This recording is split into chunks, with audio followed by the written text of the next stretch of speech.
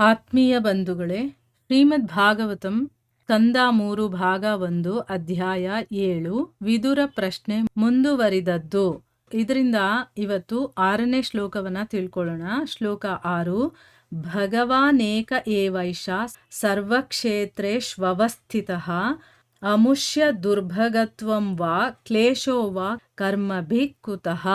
ಅನುವಾದ: ಪರಮಾತ್ಮನಾಗಿ ಭಗವಂತನು ಪ್ರತಿಯೊಂದು ಜೀವಿಯ ಹೃದಯದಲ್ಲಿ ನೆಲೆಸಿದ್ದಾನೆ ಅಂದ ಮೇಲೆ ಜೀವಿಗಳ ಕ್ರಿಯೆಗಳು ದೌರ್ಭಾಗ್ಯದ ಮತ್ತು ದುಃಖಕರವಾದ ಫಲಗಳನ್ನು ಏಕೆ ನೀಡುತ್ತವೆ? ಇದು ಶ್ಲೋಕ ಮತ್ತೆ ಅದರ ಅನುವಾದ. ಈಗ ಭಾವಾರ್ಥದ ಮೂಲಕ ನಾವು ಇದರ ಅರ್ಥವನ್ನು ತಿಳ್ಕೊಳ್ಳೋದಕ್ಕೆ ಪ್ರಯತ್ನ ಮಾಡೋಣ. ಓದ ಭಾಗದಲ್ಲಿ ನಾವೇನು ತಿಳ್ಕೊಂಡ್ವಿ? ವಿದುರರು ಪ್ರಶ್ನೆಯನ್ನ ಕೇಳ್ತಾರೆ. ಶುದ್ಧಾತ್ಮ, ಶುದ್ಧ ಪ್ರಜ್ಞೆಯಿಂದ ಕೂಡಿರುವಂಥದ್ದು, ದೇಶ ಕಾಲ ಸನ್ನಿವೇಶ ಕನಸು ಅಥವಾ ಇನ್ಯಾವುದೇ ಕಾರಣದಿಂದ ಅದು ಯಾವತ್ತೂ ಪ್ರಜ್ಞೆಗೆ ಹೊರತಾಗಿರೋದಿಲ್ಲ. ಪ್ರಜ್ಞೆ ಇರಲೇಬೇಕು. ಅಂದಮೇಲೆ ಆತ್ಮ ಅವಿದ್ಯೆಯಲ್ಲಿ ಮಗ್ನವಾಗಿರೋದು ಯಾಕೆ ಅಂತ ಪ್ರಶ್ನೆ ಕೇಳ್ತಾರೆ. ಅವಿದ್ಯೆಗೆ ಒಳಗಾಗೋದು ಹೇಗೆ ಅದು ಅಂತಂದ್ಬಿಟ್ಟು ಇಲ್ಲಿ ಪ್ರಶ್ನೆ ಕೇಳಿದ್ರು. ಈಗ ಈ ಒಂದು ಶ್ಲೋಕದಲ್ಲಿ ಏನು ಕೇಳ್ತಾ ಇದ್ದಾರೆ?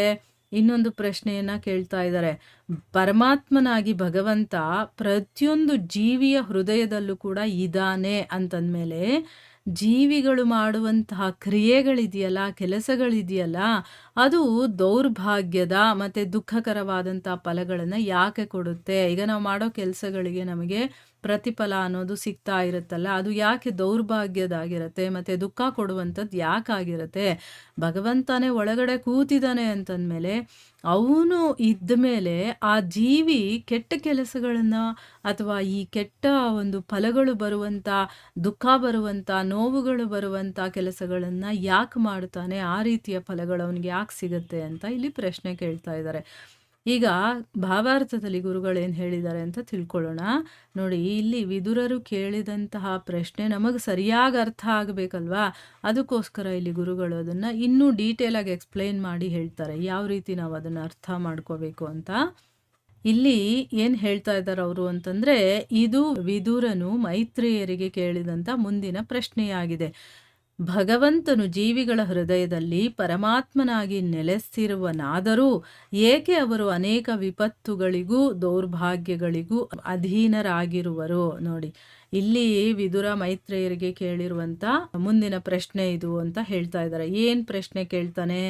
ಭಗವಂತ ಜೀವಿಗಳ ಹೃದಯದಲ್ಲಿ ಪರಮಾತ್ಮನಾಗಿ ಇದ್ದಾನೆ ಅಥವಾ ಅಲ್ಲಿ ಅವನು ವಾಸ ಮಾಡ್ತಾನೆ ಅಂತಂದ್ಮೇಲೂ ಯಾಕವರು ಎಷ್ಟೋ ರೀತಿಯ ವಿಪತ್ತುಗಳು, ಈಗ ನಾವು ನೋಡ್ತಾ ಇರ್ತೀವಲ್ವ, ಪ್ರತಿದಿನ ಆದರೆ ನಮಗೇನಾದರೂ ಒಂದು ಕಷ್ಟಗಳಿರುತ್ತೆ. ಒಂದು ಆರೋಗ್ಯ ಸರಿ ಇರೋದಿಲ್ಲ, ನೋವುಗಳಿಂದ ನರಳ್ತಾ ಇರ್ತೀವಿ, ಇಲ್ಲಾಂದರೆ ಹಣಕಾಸು ಇರೋದಿಲ್ಲ, ಇಲ್ಲಾಂದರೆ ಹೊಟ್ಟೆಗಿರೋದಿಲ್ಲ, ಇಲ್ಲ ಬಟ್ಟೆ ಇರೋದಿಲ್ಲ, ಯಾವುದೋ ಒಂದು ವಿಪತ್ತು ಇರುತ್ತೆ, ದೌರ್ಭಾಗ್ಯನೂ ಇರುತ್ತೆ. ಇದಕ್ಕೆ ಯಾಕೆ ಅಧೀನರಾಗಿರ್ತಾರೆ? ಭಗವಂತನೇ ಇದ್ದ ಮೇಲೆ ಯಾಕೆ ಇಷ್ಟೆಲ್ಲ ಕಷ್ಟಪಡಬೇಕು ಅವರು ಅನ್ನೋದನ್ನು ಇಲ್ಲಿ ಕೇಳ್ತಾ ಇದ್ದಾರೆ. ಪ್ರಶ್ನೆ ನಮಗೂ ಈ ಪ್ರಶ್ನೆ ಬರುತ್ತಲ್ವಾ? ನಾವೇ ಎಷ್ಟೋ ಸರಿ ಕಷ್ಟ ಬಂದಾಗ ಹೇಳ್ಕೊಂಡಿರ್ತೀವಿ, ಭಗವಂತ ನನಗೇ ಯಾಕಪ್ಪ ಈ ಕಷ್ಟ ಕೊಡ್ತೀಯಾ ಅಂತಂದ್ಬಿಟ್ಟು ಅಲ್ವಾ? ನಾವೇನು ಮಾಡಿದ್ದೀವೋ ನಮಗೆ ಗೊತ್ತಿಲ್ಲ, ಆದರೆ ನೋವು ಬಂದಾಗ ಮಾತ್ರ ಭಗವಂತನನ್ನು ಬೈಕೊಳ್ಳೋದು, ಭಗವಂತನನ್ನು ಪ್ರಶ್ನೆ ಕೇಳೋದು, ಇದೆಲ್ಲ ನಮಗೆ ಚೆನ್ನಾಗಿ ಗೊತ್ತಿರುವಂಥ ವಿಷಯ ಅಲ್ವಾ? ಈಗ ಗುರುಗಳು ಅದನ್ನು ಹೇಳ್ತಾ ಇದ್ದಾರೆ, ಈ ರೀತಿ ಪ್ರಶ್ನೆ ಕೇಳ್ತಾ ಇದ್ದಾರೆ. ಇಲ್ಲಿ ಉದಾಹರಣೆ ಸಹಿತ ಅದನ್ನು ನಮಗೆ ವಿವರಣೆ ಮಾಡ್ತಾ ಇದ್ದಾರೆ. ದೇಹವನ್ನು ಫಲಭರಿತ ವೃಕ್ಷವನ್ನಾಗಿಸಿ ಪರಿಗಣಿಸಲಾಗಿದೆ. ಜೀವಿ ಮತ್ತು ಪರಮಾತ್ಮನಾಗಿ ಭಗವಂತನು ಆ ವೃಕ್ಷದಲ್ಲಿ ಕುಳಿತಿರುವ 2 ಪಕ್ಷಿಗಳಾಗಿದ್ದಾರೆ. ವ್ಯಕ್ತಿಗತ ಆತ್ಮವು ವೃಕ್ಷದ ಫಲವನ್ನು ತಿನ್ನುತ್ತಿದೆ, ಆದರೆ ಪರಮಾತ್ಮನಾದ ಭಗವಂತನು ಆ ಇನ್ನೊಂದು ಹಕ್ಕಿಯ ಕ್ರಿಯೆಗಳನ್ನು ಸಾಕ್ಷಿಯಾಗಿ ಕಾಣುತ್ತಿದ್ದಾನೆ. ಇಲ್ಲಿ ಒಂದು ದೇಹವನ್ನು ಒಂದು ಹಣ್ಣಿನಿಂದ ತುಂಬಿರುವಂತಹ ಒಂದು ಮರ ಇರುತ್ತಲ್ಲ, ಅದಕ್ಕೆ ಹೋಲಿಸಿದ್ದಾರೆ, ಒಂದು ಹೋಲಿಕೆ ಕೊಟ್ಟು ಹೇಳ್ತಾ ಇದ್ದಾರೆ. ಈ ದೇಹವನ್ನು ಹಣ್ಣು ತುಂಬಿರುವಂತಹ ಒಂದು ಮರ ಅಂತ ತಿಳ್ಕೊಂಡಾಗ ಈ ಮರದಲ್ಲಿ ಬೇಕಾದಷ್ಟು ಕೊಂಬೆಗಳಿರುತ್ತಲ್ಲ, ಆ ಕೊಂಬೆಗಳ ಮೇಲೆ 2 ಪಕ್ಷಿಗಳು ಕೂತಿರುತ್ತೆ ಅಂತ ತಿಳ್ಕೋಬೇಕು. ಒಂದು ಜೀವಿ, ಇನ್ನೊಂದು ಪರಮಾತ್ಮ. ಜೀವಿನ ಜೀವಾತ್ಮ ಅಂತಾರೆ, ಪರಮಾತ್ಮ ಅಂತ ಭಗವಂತನನ್ನು ಕರೀತಾರೆ. 2 ಪಕ್ಷಿಗಳಿದೆ ಅಲ್ವಾ? ಈ ವ್ಯಕ್ತಿಗತ ಆತ್ಮ ಅಂದರೆ ಆ ಶರೀರದಲ್ಲಿರುವಂತಹ ಆತ್ಮ ಇದೆಯಲ್ವಾ, ಅದೇನು ಮಾಡ್ತಾ ಇರುತ್ತೆ? ಆ ಮರದಲ್ಲಿರುವಂಥ ಹಣ್ಣುಗಳನ್ನು ತಿಂತಾ ಇರುತ್ತೆ. ಆದರೆ ಆ ಪರಮಾತ್ಮನಾಗಿರುವಂಥ ಭಗವಂತ ಏನು ಮಾಡ್ತಾನೆ, ಅವನು ಹಣ್ಣುಗಳನ್ನು ತಿನ್ನೋದಕ್ಕೆ ಹೋಗೋದಿಲ್ಲ. ಇನ್ನೊಂದು ಹಕ್ಕಿ ಮಾಡ್ತಾ ಇರುವಂತಹ ಕೆಲಸಗಳನ್ನು, ಅಂದರೆ ಅದು ಏನೇನು ಫಲಗಳನ್ನು ತಿಂತಾ ಇದೆ, ಅದು ರುಚಿಸ್ತಾ ಇದೆಯಾ ಅದಕ್ಕೆ ಇಲ್ವಾ, ಎಲ್ಲ ಕೆಲಸಗಳನ್ನು ಸಾಕ್ಷಿಯಾಗಿ ನೋಡ್ತಾ ಇರ್ತಾನೆ ಭಗವಂತ. ಈಗ ಅರ್ಥ ಆಯ್ತಲ್ವಾ? ಈ ದೇಹ ಅನ್ನೋದು ಒಂದು ಮರ, ಇದರಲ್ಲಿ ಬೇಕಾದಷ್ಟು ಹಣ್ಣುಗಳಿದೆ. ಅದರಲ್ಲಿ ಒಂದು ಕೊಂಬೆ ಮೇಲೆ 2 ಪಕ್ಷಿಗಳು ಕೂತಿದೆ, ಒಂದು ಜೀವಾತ್ಮ, ಇನ್ನೊಂದು ಪರಮಾತ್ಮ. ಜೀವಾತ್ಮ ಏನು ಮಾಡ್ತಾ ಇದೆ, ಆ ಮರದಲ್ಲಿರುವಂಥ ಹಣ್ಣನ್ನು ತಿಂತಾ ಇದೆ. ಪರಮಾತ್ಮ ಏನು ಮಾಡ್ತಾ ಇದ್ದಾನೆ, ಹಣ್ಣನ್ನು ತಿಂತಾ ಇರುವಂಥ ಪಕ್ಷಿಯನ್ನು ಸಾಕ್ಷಿಯಾಗಿ ಕೂತ್ಕೊಂಡು ನೋಡ್ತಾ ಇದ್ದಾನೆ. ಇಷ್ಟ ಅರ್ಥ ಆಗಿದೆ ಅಲ್ವಾ? ಇದಕ್ಕೆ ಇನ್ನೊಂದು ಎಕ್ಸಾಂಪಲ್ ಕೊಡ್ತಾ ಇದ್ದಾರೆ ನೋಡಿ. ರಾಜ್ಯವೊಂದರ ಅಧಿಕಾರಿಯ ಅಗತ್ಯ ಮೇಲ್ವಿಚಾರಣೆಯ ಅಭಾವದಿಂದ ಆ ರಾಜ್ಯದ ಪೌರನು ಆಪತ್ತಿಗೊಳಗಾಗಬಹುದು.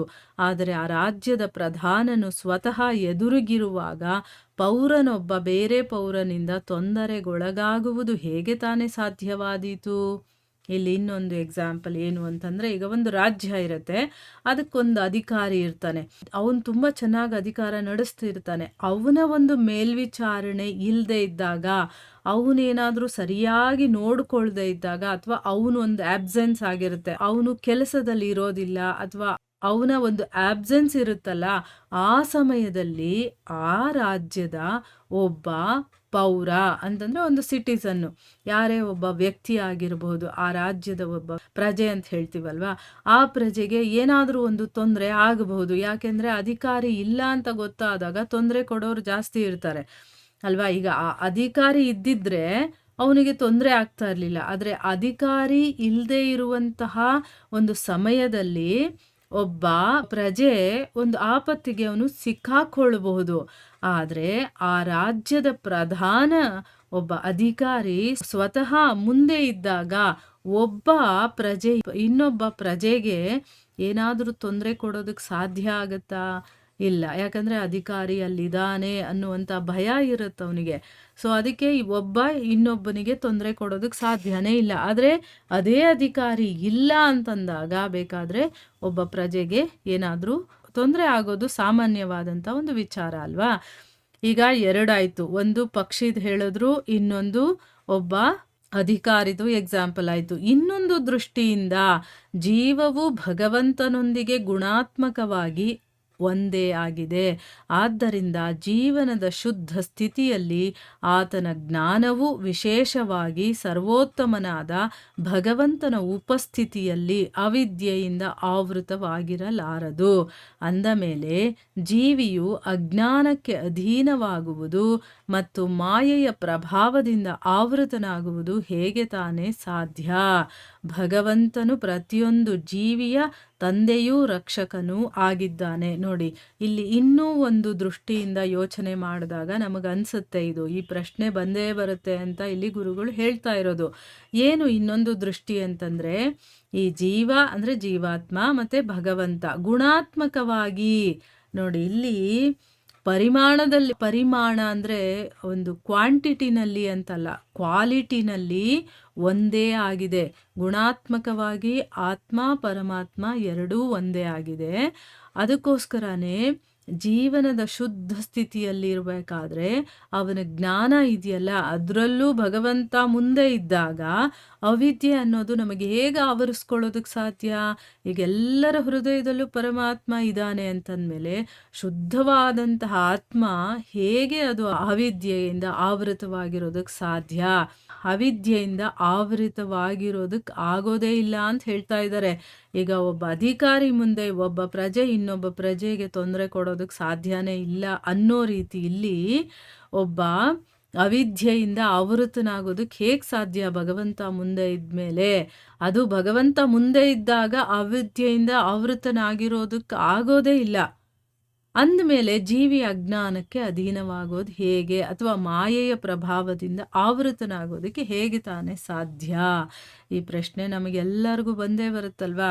ಈಗೇನೋ ಭಗವಂತ ಇಲ್ಲ ಅಂತಂದಿದ್ರೆ ಅದು ಒಂಥರ ಯೋಚನೆ ಮಾಡ್ಬೋದಾಗಿತ್ತು. ಹೌದು, ಇವನು ಇಷ್ಟ ಬಂದಂಗೆ ನಡ್ಕೊಂಡ, ಆ ರೀತಿ ಆಯಿತು ಅಂತ. ಆದರೆ ಭಗವಂತ ನಮ್ಮ ಹೃದಯದಲ್ಲೇ, ಎಲ್ಲರ ಹೃದಯದಲ್ಲೂ ಇದ್ದಾನೆ ಅಂತಂದಮೇಲೆ ಆ ಜೀವಿಗೆ ಅವಿದ್ಯೆ ಅಜ್ಞಾನ ಅನ್ನೋದು ಬರೋದಕ್ಕೆ ಹೇಗೆ ಸಾಧ್ಯ? ಅಥವಾ ಮಾಯೆಯ ಪ್ರಭಾವದಿಂದ ಅವನು ಆವೃತನಾಗೋದಕ್ಕೆ ಹೇಗೆ ತಾನೇ ಸಾಧ್ಯ ಅಂತ ಇಲ್ಲಿ ಹೇಳಿದ್ದಾರೆ. ಭಗವಂತ ಪ್ರತಿಯೊಂದು ಜೀವಿಯ ತಂದೆ, ರಕ್ಷಕ ಅಂತ ಅನ್ನಿಸ್ಕೊಂಡಿದ್ದಾನೆ. ಮತ್ತು ಆಗಿದನು ಕೂಡ ಭಗವಂತ ಭೂತಭೃತ್ ಅಂದರೆ ಏನು, ಜೀವಿಗಳ ಪೋಷಕನು ಎಂದೇ ಪ್ರಸಿದ್ಧನಾಗಿದ್ದಾನೆ ಅಂದ ಮೇಲೆ ಜೀವಿಯು ಅಷ್ಟೊಂದು ಸಂಕಟಗಳಿಗೆ ಮತ್ತು ದೌರ್ಭಾಗ್ಯಗಳಿಗೆ ಏಕೆ ಅಧೀನನಾಗಿರಬೇಕು? ಹಾಗಿರಬಾರದು. ಆದರೆ ವಾಸ್ತವಿಕವಾಗಿ ಎಲ್ಲೆಡೆ ಹಾಗೇ ಆಗುವುದನ್ನು ನಾವು ಕಾಣುತ್ತೇವೆ. ಇದೊಂದು ಸಮಸ್ಯೆ. ಇದರ ಪರಿಹಾರಕ್ಕಾಗಿ ವಿದುರನು ಈ ಪ್ರಶ್ನೆಯನ್ನು ಮುಂದಿಟ್ಟಿದ್ದಾನೆ. ಈಗ ಭಗವಂತನನ್ನ ತಂದೆ ಅಂತ ಕರೀತಾರೆ, ನಮ್ಮ ರಕ್ಷಕ ಅಂತ ಕರಿತೀವಿ ಅಲ್ವಾ? ಭಗವಂತ ಭೂತಭೃತ್ ಅಂತ ಅನ್ನಿಸ್ಕೊಂಡಿದ್ದಾನೆ. ಅಂದರೆ ಅರ್ಥ ಏನು? ಎಲ್ಲ ಜೀವಿಗಳ ಪೋಷಕ ಅಂತಾನೆ ಪ್ರಸಿದ್ಧನಾಗಿದ್ದಾನೆ. ಈ ರೀತಿ ಎಲ್ಲ ಅವನನ್ನು ಕರಿತೀವಿ, ಈ ರೀತಿ ಎಲ್ಲ ಅನ್ನಿಸ್ಕೊಂಡಿದ್ದಾನೆ ಅಂದಮೇಲೆ ಜೀವಿಗಳು ಆಗಿರುವಂಥ ನಮ್ಮಂಥವ್ರು ಅಷ್ಟೊಂದು ಸಂಕಟ ಪಡ್ತೀವಿ, ಅಷ್ಟೊಂದು ತೊಂದರೆಗಳನ್ನು, ಅಷ್ಟೊಂದು ನೋವುಗಳನ್ನು, ಇದನ್ನೆಲ್ಲ ಎದುರಿಸ್ಬೇಕಾಗತ್ತೆ. ದೌರ್ಭಾಗ್ಯಗಳಿಗೆ ಯಾಕೆ ನಾವು ಅಧೀನರಾಗಿರಬೇಕು? ಆಗಿರಬಾರ್ದು. ಯಾಕಂದರೆ ಭಗವಂತ ನಮ್ಮ ರಕ್ಷಕ ಅಂದಮೇಲೆ ನಮ್ಮ ಜೊತೆನೇ ಇದ್ದಾನೆ ಅಂದಮೇಲೆ ನಾವು ಯಾಕೆ ಅಷ್ಟೆಲ್ಲ ಕಷ್ಟಪಡಬೇಕು, ಅಷ್ಟೆಲ್ಲ ತೊಂದರೆ ತಗೋಬೇಕು, ಅಷ್ಟೆಲ್ಲ ನೋವನ್ನು ಅನುಭವಿಸ್ಬೇಕು? ಆದರೆ ಆ ರೀತಿಯೆಲ್ಲ ಇರಬಾರ್ದು. ನಾವು ನೋವು ಅನುಭವಿಸ್ಬೇಕಾಗಿಲ್ಲ, ದುಃಖ ಪಡಬೇಕಾಗಿಲ್ಲ. ಆದರೂ ಇದ್ದೀವಿ. ವಾಸ್ತವವಾಗಿ ನಾವು ನೋಡಿದಾಗ ನಮ್ಮ ಅಕ್ಕಪಕ್ಕ ಆಗಿರ್ಬೋದು, ನಮ್ಮ ಜೀವನದಲ್ಲೇ ಆಗಿರಬಹುದು, ಎಲ್ಲ ಕಡೆ ನಾವು ನೋಡ್ತಾ ಇರೋದೇ ಈ ರೀತಿ. ಏನು, ನಾವೆಲ್ಲ ಸಂಕಟದಲ್ಲಿದ್ದೀವಿ, ನೋವನ್ನು ಅನುಭವಿಸ್ತಾ ಇರ್ತೀವಿ, ದುಃಖ, ದೌರ್ಭಾಗ್ಯ ಎಲ್ಲ ಇರೋದನ್ನ ನಾವು ಕಾಣ್ತೀವಿ. ಇದೊಂದು ಸಮಸ್ಯೆ. ಅದಕ್ಕೋಸ್ಕರನೇ ಇಲ್ಲಿ ಆ ಸಮಸ್ಯೆಗೆ ಪರಿಹಾರ ಏನು ಅಂತ ತಿಳ್ಕೊಳ್ಳೋದಕ್ಕೋಸ್ಕರ ವಿದುರ ಈ ಪ್ರಶ್ನೆಯನ್ನು ಮುಂದಿಟ್ಟಿದ್ದಾನೆ. ಈಗ ನಮಗೆಲ್ಲರಿಗೂ ಕೂಡ ಈ ಒಂದು ಪ್ರಶ್ನೆ ಇರುತ್ತೆ ಅಲ್ವಾ? ನಮಗೆ ಯಾಕೆ ಕಷ್ಟ, ನಮಗೆ ಯಾಕೆ ನೋವು, ನನಗೆ ಯಾಕೆ ಈ ರೋಗ, ನಾನು ಯಾರಿಗೂ ಏನೂ ಮಾಡಿಲ್ಲ ಈ ಜನ್ಮದಲ್ಲಿ, ಆದರೂ ಕೂಡ ನಾನು ಇಷ್ಟು ನೋವು ಯಾಕೆ ಅನುಭವಿಸ್ತಾ ಇದ್ದೀನಿ? ಈ ರೀತಿ ಎಲ್ಲ ನಮಗೆ ಪ್ರಶ್ನೆಗಳು ಬರುತ್ತೆ. ಇನ್ನೂ ಸ್ವಲ್ಪ ಮುಂದಕ್ಕೆ ಹೋದರೆ ನಮಗೆ ಭಗವಂತ ನಮ್ಮ ಹೃದಯದಲ್ಲೇ ಇದ್ದಾನೆ, ಆದರೂ ನಮಗೆ ಯಾಕೆ ಈ ರೀತಿ ಎಲ್ಲ ನೋವುಗಳು ಬರ್ತಾ ಇದೆ, ಈ ರೀತಿ ಎಲ್ಲ ಪ್ರಶ್ನೆಗಳು ಬರುತ್ತಲ್ಲ. ಇದು ಒಂದು ದೊಡ್ಡ ಸಮಸ್ಯೆ ಅಂತ ಅನ್ನಿಸ್ಕೊಂಡಿದೆ. ಅದಕ್ಕೆ ಪರಿಹಾರ ಬೇಕಲ್ವಾ? ಅದಕ್ಕೋಸ್ಕರ ವಿದುರ ಈ ಪ್ರಶ್ನೆಯನ್ನು ಕೇಳ್ತಾ ಇದ್ದಾನೆ. ಹಂಗನ್ಬಿಟ್ಟು ವಿದುರರಿಗೆ ಗೊತ್ತಿಲ್ಲ ಅಂತಲ್ಲ, ನಮ್ಮೆಲ್ಲರ ಒಳಿತಿಗೋಸ್ಕರ, ನಮ್ಮೆಲ್ಲರಿಗೂ ಗೊತ್ತಾಗಲಿ ಅನ್ನೋದಕ್ಕೋಸ್ಕರ ಇಲ್ಲಿ ಈ ಪ್ರಶ್ನೆಯನ್ನು ಅವರು ಕೇಳ್ತಾ ಇದ್ದಾರೆ. ಮುಂದುವರೆದು ಏನಾಗುತ್ತೆ ಅಂತ ನಾವು ಮುಂದಿನ ಭಾಗದಲ್ಲಿ ತಿಳ್ಕೊಳ್ಳೋಣ. ಹರೇ ಕೃಷ್ಣ.